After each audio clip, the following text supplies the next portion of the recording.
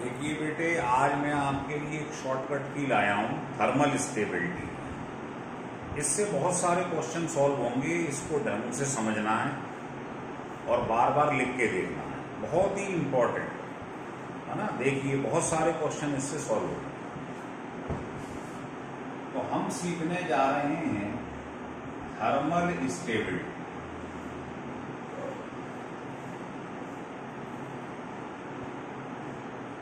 मतलब हीट के इफेक्ट से कौन ज्यादा स्टेबल है, कौन आसानी से नहीं टूट रहा। तो इसका शॉर्टकट की पहले समझ लो क्या है, इससे हमारे क्वेश्चन आसानी से नहीं।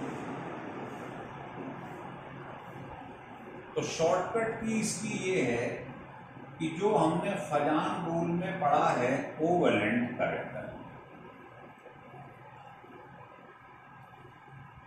कोवेलेंट करेक्टर जानते हैं अकॉर्डिंग टू फजान रूल। कौन होता है? जिसमें लार्ज एनाइन हो, एनाइन मतलब नेगेटिव चार्ज, स्मॉल कैटाइन और हाई चार्ज। ये कंडीशन बताई थी फजान ने कोवेलेंट करेक्टर देखने। जिसका कोवेलेंट करेक्टर ज्यादा होता है उसकी पोलराइजिंग पावर ज्यादा होती है।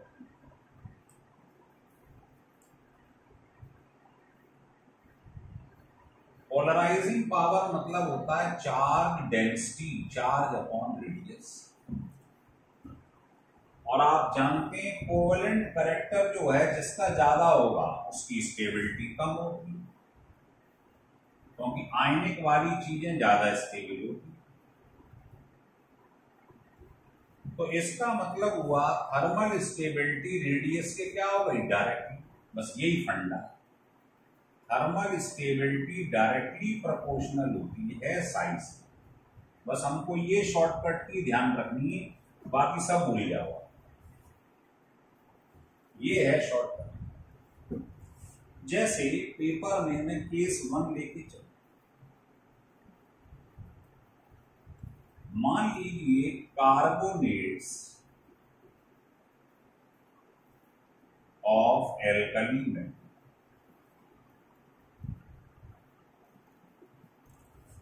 जैसे lithium carbonate, sodium carbonate, potassium carbonate, rubidium carbonate and caesium carbonate. तो आप जानते हैं एल्कली मेटल में यही तो होता है। From top to bottom size increases. अब साइज अगर बढ़ेगा तो थर्मल स्टेबिलिटी भी बढ़ेगी। तो ग्रुप में नीचे जाने पर साइज बढ़ रहा है, मतलब थर्मल स्टेबिलिटी भी बढ़ रही है। तो हाईएस्ट थर्मल स्टेबिलिटी इसकी हो, ये हो गया लीस्ट थर्मली स्टेबल।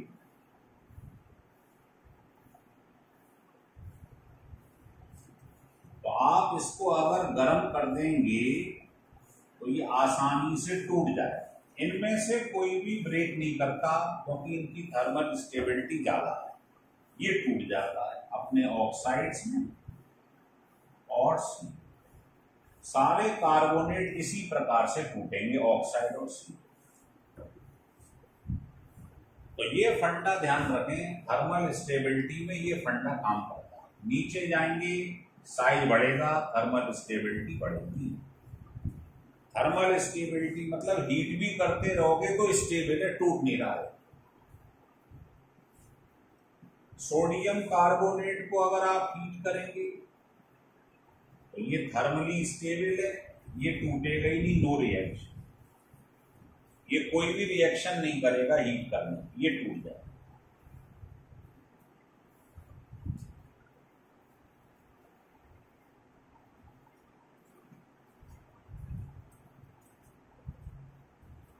मुझे लगता है समझ में आ रहा है। बस ये है शॉर्टकट की जो ध्यान रखनी। इसको आप किसी में भी लगा सकते हैं। देखते हैं, मैं लगा के दिखा रहा हूं। आप मान लीजिए क्वेश्चन ये आ गया कि आपके पास एल्कलाइन अर्थ मेटल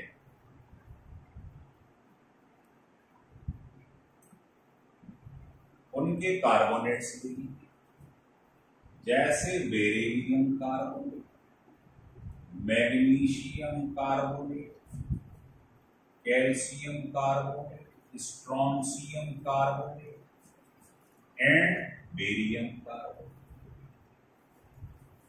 तो मैं मालूम है वही फंडा है। एल्कलाइन अर्थ क्या होते हैं ये आप जानते हैं। नीचे जाने पे साइज बढ़ रहा है और साइज थर्मल स्टेबिलिटी के डायरेक्टली प्रोपोर्शनल है, अभी बताया, ये फंडा है। तो ये सबसे ज्यादा थर्मली स्टेबल है, मतलब इनको आप हीट भी करोगे ना तो ये टूटते नहीं, नो रिएक्शन। इनको ये ज्यादा है इन दोनों से, इसको आपको हीट करना है इस पर, तो मालूम है टूट कर तो मालूम ही ऑक्साइड और CO। ये कम थर्मल स्टेबल है इससे, तो ये कम टेम्परेचर पे ही टूट जाएगा। ये लीस्ट है तो बहुत कम टेम्परेचर पे ही टूट जाएगा। लिख लीजिएगा, फंडा वही लगेगा, नीचे जाने पे साइज बढ़ रहा है, थर्मल स्टेबिलिटी बढ़ रही है।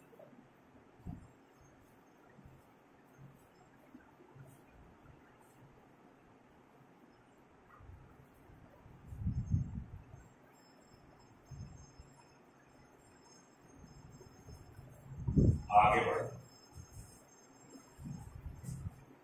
अब एल्कलाइन अर्थ के बाद मैं लेता हूं पी ब्लॉक है।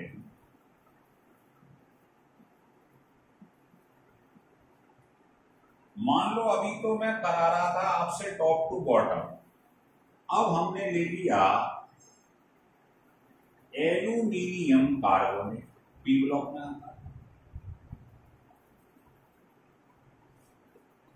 ना। अगर मैं पीरियड्स में चलूं, मान लो मैंने मैग्नीशियम कार्बोनेट ले लिया, सोडियम कार्बोनेट ले लिया, तो आप जानते हैं सोडियम फिर मैग्नीशियम फिर एल्यूमिनियम एक ही पीरियड में आते हैं। एलोंग अ पीरियड साइज क्या होता है, डिक्रीजेस। तो फंडा ये साइज कम होगा तो थर्मल स्टेबिलिटी भी कम होती जाए, तो यूं जाने पे साइज कम हो रहा है तो इसकी थर्मल स्टेबिलिटी सबसे कम होगी, इसकी सबसे ज्यादा हो जाएगी। मतलब इसको आप ब्रेक करोगे, हीट करोगे तो ये टूट जाएगा। तो मालूम ही है कार्बोनेट ऑक्साइड और CO2 में चेंज, ये टूटेंगे। तो इन तीनों में ये लीस्ट थर्मल स्टेबल हो गया, क्योंकि सोडियम मैग्नीशियम एल्यूमिनियम में साइज किसका सबसे कम है, एल्यूमिनियम। साइज कम तो थर्मल स्टेबिलिटी सबसे कम है, मतलब हीट करने पे आसानी से टूट जाएगा।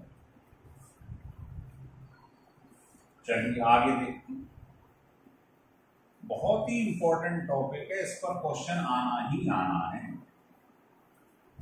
देखिए अब हम डी ब्लॉक में जाते हैं, ट्रांजिशन मेटल। इसके लिए सबसे पहले आपको मालूम होना चाहिए स्यूडो इनर्ट गैस कॉन्फिगरेशन।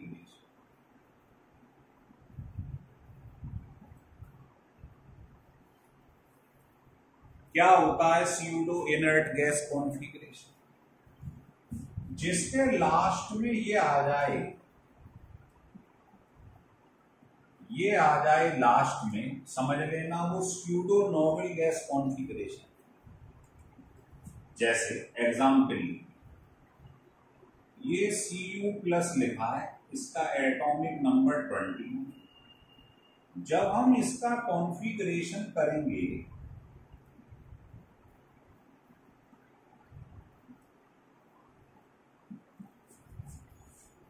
तो ये एक्सेप्शन होता है, लास्ट में 4s1 आता है, आपको मालूम है। अब +1 का मतलब है एक इलेक्ट्रॉन लास्ट से निकाल दीजिए। अगर मैं इसको n मान लूं तो बताइए ये कॉन्फ़िगरेशन इसको रिजेंबल कर रहा है, Nd10 Np6 Ns। तो जिसके लास्ट में ये आ जाए तो आप समझ जाएंगे ये pseudo noble gas configuration show कर रहा है। सिमिलरली आप इसे देखें,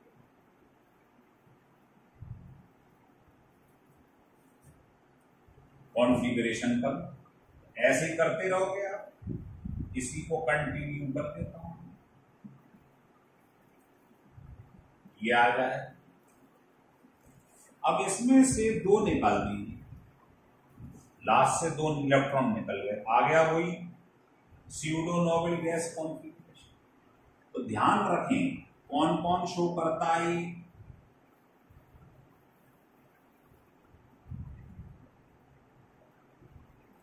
इस टाइप के compound pseudo noble gas configuration show करते हैं। और ध्यान रखिए जो pseudo noble gas configuration show करते हैं उनका कोवेलेंट कैरेक्टर ज्यादा होगा, और कोवेलेंट कैरेक्टर ज्यादा होगा तो वो थर्मली स्टेबल कम हो जाएगा, एमपीबीपी कम हो जाएगा, सॉल्युबिलिटी कम हो जाएगा। इसके सॉल्व होने से बहुत सारे क्वेश्चन सॉल्व हो जाएंगे।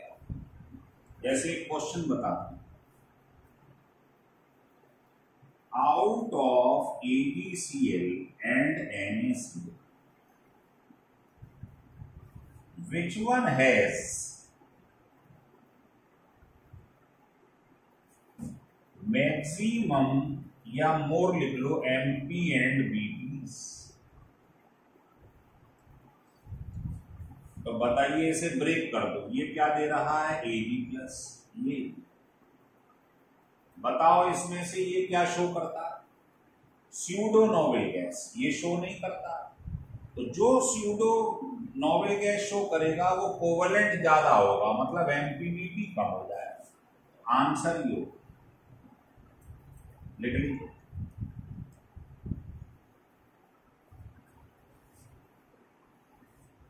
इस टाइप के बहुत सारे क्वेश्चन आप शो कर सकते हैं अगर आपको ये मालूम।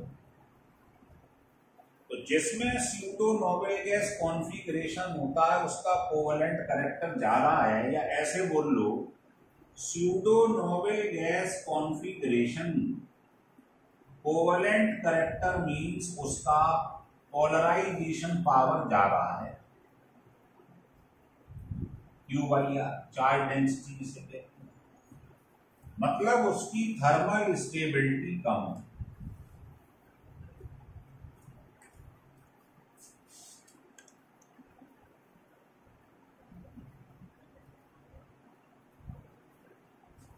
तो जिसका स्यूडो नोबल गैस कॉन्फ़िगरेशन ज्यादा है, कोवेलेंट कैरेक्टर क्या है ज्यादा, मतलब पोलराइजिंग पावर बताई थी कोवेलेंट कैरेक्टर के डायरेक्टली होती, तो थर्मल स्टेबिलिटी कम हो जाएगी, है ना। इसे लिख लो फिर आगे बताते हैं।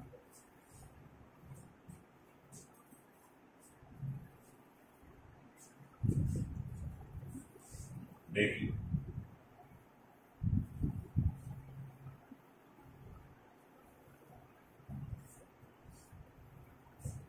तो यहां लिख लो ऑर्डर ऑफ पोलराइजेशन।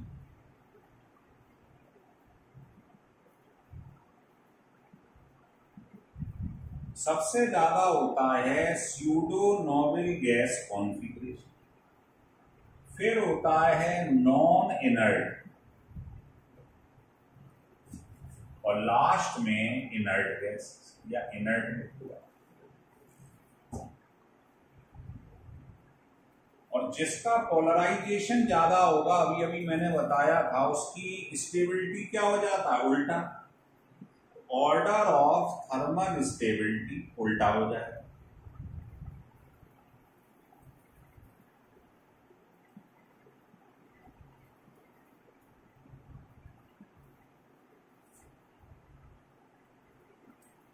है ना। जैसे एग्जाम्पल ले लेती, मान लो आपने इसको हीट कर दिया सॉल्ट, तो आपको मालूम है इसे ब्रेक करने पे ये मिलेगा, और ये क्या शो करता है, स्यूडो नोबल गैस।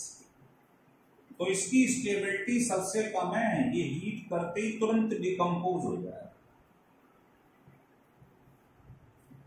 ये समझा है ना, जैसे कैडमियम है, इसकी भी यही कहानी है, इसे ब्रेक कर दो, स्यूडो नोबल गैस, टूट जाएगा।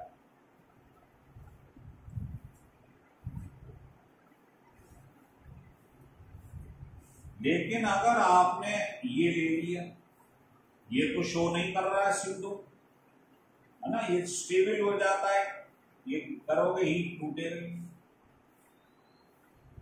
क्योंकि Fe++ आप जानते हैं।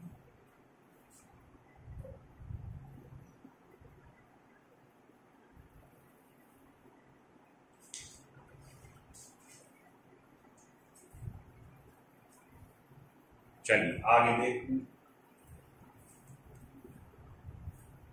तो सबके सॉल्ट को मैं बता रहा हूं,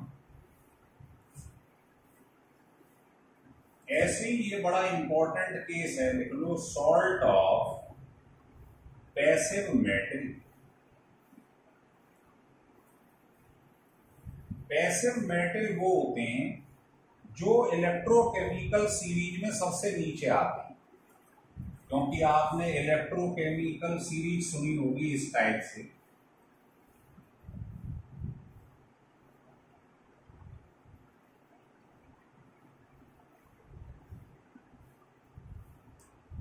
तो ये जो है आप देख रहे हो, ये 4 लिखे हैं, ये होते हैं लीस्ट रिएक्टिव,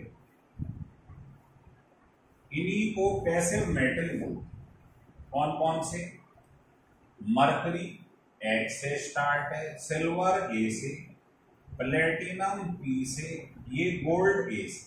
तो इसको हापा बोल, याद करने का तरीका पढ़ा है ना इलेक्ट्रोकेमिकल सीरीज में, reactivity decreases from top to bottom, तो इनकी रिएक्टिविटी कम है, इनको पैसिव मेटल। अगर मैं इनके सॉल्ट्स ले लूं, जैसे इसका सॉल्ट ले लिया, इसका सॉल्ट ले लिया, प्लेटिनम का सॉल्ट ले लिया, गोल्ड का सॉल्ट ले लिया, तो ये इनकी थर्मल स्टेबिलिटी बहुत कम है, रिएक्टिविटी बहुत कम है। आप इनको जब हीट करेंगे तो ये पहले आपको मालूम ही है, कार्बोनेट क्या बना लेता है, अपना ऑक्साइड और CO ऑक्साइड बना, ये फर्दर टूट जाता जब तक मेटल ना बने। बस ये ध्यान रख लो, ये और उनसे अलग है। जैसे इसको हीट करोगे तो ये ऑक्साइड और CO2 बनाएगा, जो कि फर्दर हीट करने पर मेटल बना। ऐसे ही सब करते चले जाओ।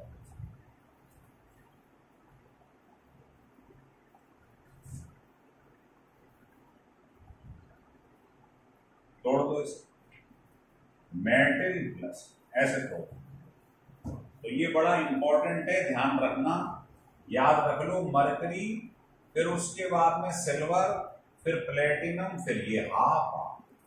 इनके कार्बोनेट बहुत लेस रिएक्टिव होते हैं, बहुत कम रिएक्टिव हैं, इसलिए आसानी से टूट जाती हैं। तो इनकी बहुत कम, लिटिल थर्मल स्टेबिलिटी।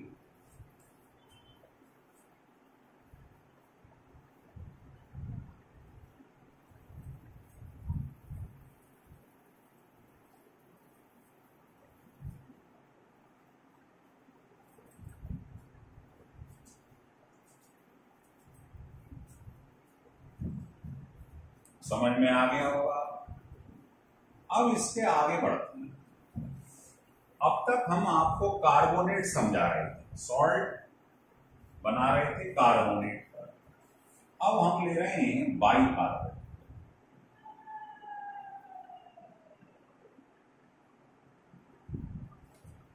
बिल्कुल सेम फंडा लगेगा, शॉर्टकट की है, थर्मल स्टेबिलिटी साइज की डायरेक्टली प्रोपोर्शनल है।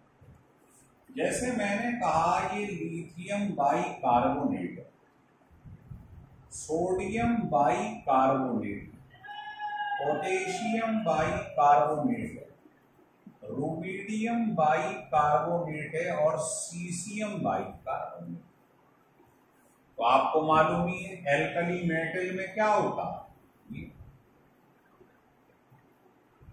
नीचे जाने पर from top to bottom size बढ़ता है, साइज बढ़ेगा थर्मल स्टेबिलिटी बढ़ेगी, बिल्कुल वही फंडा है।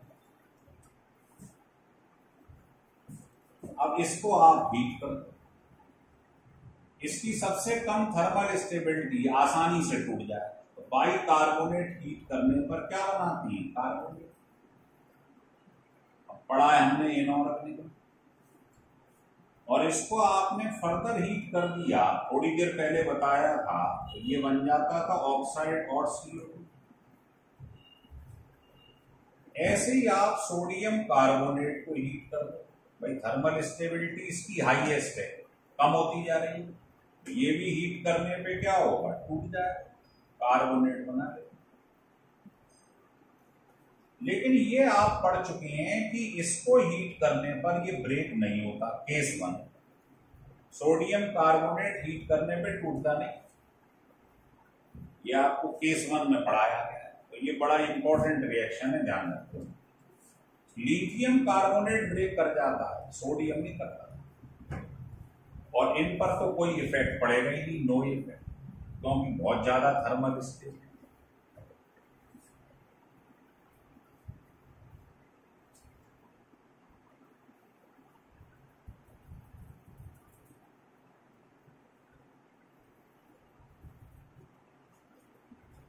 हटा दी। अब मान लो इसकी जगह आपने बाइकार्बोनेट ले लिए एल्कलाइन अर्थ मेटल, ये ले लो।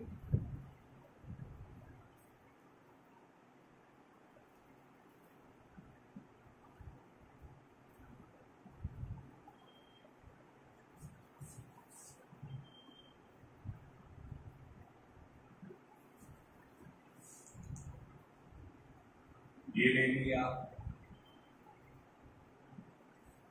कोई फंडा इसमें लगेगा। एल्कलाइन अर्थ मेटल में मालूम है बेरियम का साइज सबसे बड़ा है, तो थर्मल स्टेबिलिटी सबसे ज्यादा होगा, तो ये तो आसानी से टूटेंगे, लेकिन इसको या इसको आप गर्म कर दो तो ये टूट जाए। तो बाइकार्बोनेट किसमें टूटते हैं, अभी बताया था आपको, कार्बोनेट। बैलेंस कर लो, टूटे, अभी बताया था ना। और कार्बोनेट को हीट करा था तो बताया था क्या बन जाता है, ऑक्साइड और CO। ये हो गया लीस्ट थर्मल स्टेट, मतलब कम टेम्परेचर पे ही टूट रहा है, बिल्कुल वही स्टाइल है। पहले बन जाएगा क्या, कार्बोनेट, ये सही कर लो, जो कि फिर ब्रेक कर जाएगा ऑक्साइड में।